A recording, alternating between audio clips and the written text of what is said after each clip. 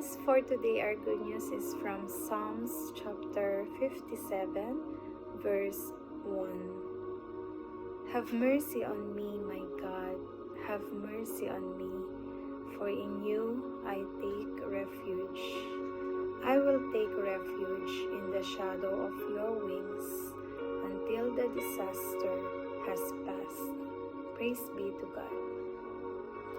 Psalm 57 has long provided rich inspiration for worship songs. When David declared, "Be exalted, O God, above the heavens," we might imagine him gazing up at a magnificent Middle Eastern night sky, or perhaps singing in a tabernacle worship service. But in reality, David, fearful for his life, was hiding in a cave. "I am in the midst of lions," David said in the psalm. These ravenous beasts were men whose teeth are spears and arrows, whose tongues are sharp swords. David's praise was conceived in crisis.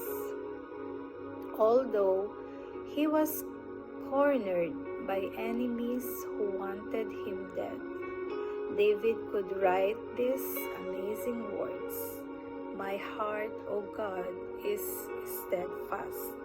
I will sing and make music." Whatever crisis we face today, we can run to God for help. Then we can praise God as we wait expectantly, confident in His infinitely creative care for us. Your next crisis is your next opportunity to trust our unfailing God. Let's pray. Lord, grant us courage for the road ahead. When fear and uncertainty arise, embolden our heart with steadfast trust in you.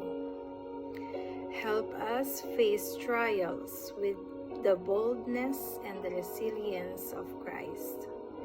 Thank you that by your Spirit, we can walk into storms with grace, knowing you have overcome and will deliver. In Jesus' name, Amen. Have a blessed Friday, everyone. Till next, good news.